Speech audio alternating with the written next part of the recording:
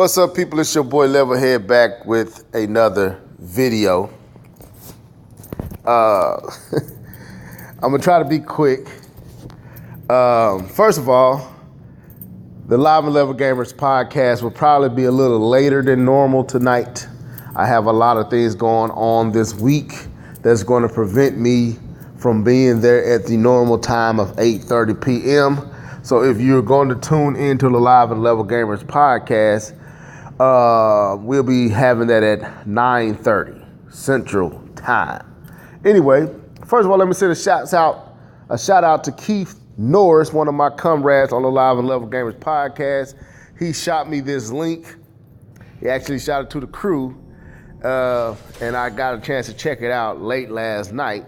And I thought I'd talk about it a little bit this morning, and we'll probably talk about it on the podcast. But so let's get into it. My Nintendo News posted an article that was very interesting, that this game called Lawbreakers, the developer gave the excuse for why it's not coming to the Nintendo Switch. Now you would think you get the typical excuse of not being powerful enough, not being able to handle the game or something like that. But I think this developer thought, hey, we done wore that out. Let's try something else. So he says that the Switch doesn't have enough buttons. The controller doesn't have enough buttons to make it easy for a port to the Switch. So let's look at this. Now, Lawbreakers is a new first-person shooter from game designer Cliff Bleszinski. Now, if you know anything about Cliff Bleszinski, he made, I think that's how you say his last name, he was one of the designers behind the original Gears of War for the Xbox 360. So he has, I guess, a new studio, and the lead designer on this game, Dan Nanny, said in an recent interview with Gaming Boat that the Switch's lack of buttons is the hardest part when porting Lawbreakers. Now that's very interesting. Like I said, he either doing one or two things. He either is trolling and trying to think of a new excuse to throw out there just to troll the audience, or I can't see him being the other R, because even the Wii U has enough buttons for anything that you can put on both the PlayStation 4 and the Xbox One. And he says it's hard enough getting it on the PlayStation 4, and because we can get it on the PlayStation 4, we should be able to get it onto the Xbox One. But due to the lack of buttons on the Switch controller, it would be real hard to get it to the Switch. Last time I checked, the Pro controller has the same amount of buttons as the PlayStation 4 minus the touchpad. But if that's the case, then the Xbox One couldn't get it because it doesn't have a touchpad either. So it can't be that. So this is what you call classic buffoonery and just not thinking and just throwing out garbage. And I want to send a shout out to Jedi Knight. I believe the reason he didn't say the typical thing because it's running thin, folks. I mean, let's just be real.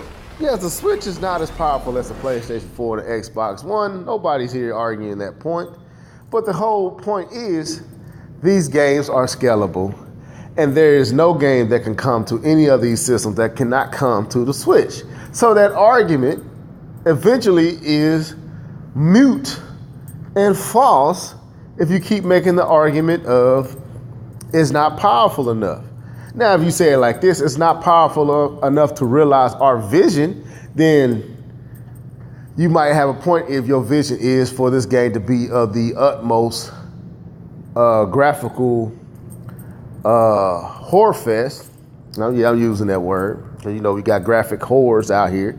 But if that's the case, you wouldn't even make it for the PlayStation 4 nor the Xbox One, which my boy Jedi Knight said you will only make it for the PC. So that's not even true. So the thing is, folks, third party constantly gives people reasons to give the rock eyebrow, because the truth is, we don't know why they don't want to work with the Switch or Nintendo, but the Switch is making it very hard to create an excuse now. You had an excuse with the Wii. You had a legit excuse. It was significantly weaker than the Xbox 360 and the PlayStation 3. You had a legit excuse with the Wii U. Lack of support from gamers, wasn't enough fans, it wasn't enough install base. You had all that, and it also had it was weaker, but it wasn't, you couldn't just ride on that, and it was a different type of hardware, architecture and all that. Okay, so you had that excuse, but the Switch, I think they don't really have an excuse. Like I said, if you want to say you want your game to be at a certain quality of graphics, I think you're pushing it, but you might be able to stand on that. But for the most part, I think these third-party developers don't really have any excuses no more. And I think he thought this would be he just was thinking, not thinking, I guess. Really wasn't thinking. And he said the first thing that came to his head. And I just read the article again, and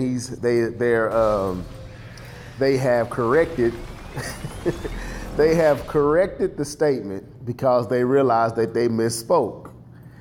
That this, I guess after they got lit up on Twitter and other places where Lawbreakers has posted, this developer, Dan Nanny, had to come to the realization that he flubbed up and he fumbled, whether intentionally or not. People called him on his bull, and he had to own up to his bull. So, hey, the Switch is making it difficult for these folks to justify the lack of support for Nintendo. They don't have to support Nintendo, but just say we don't want to support Nintendo. Just say that. Just be honest about it. But anyway, hopefully tonight we can discuss this and all the other stuff that is going on. There's a lot of stuff we did not discuss because we didn't have a podcast last week, nor last Thursday, nor Sunday, because we was going to have it on Sunday, but things came up that prevented that. But so I'm going to try to be diligent tonight to be on at 9:30. Hopefully I can make that happen. Let me know what you think about this, man. It's fun to give me your thoughts. This is your boy Leatherhead signing out. Till next time, folks. Deuces.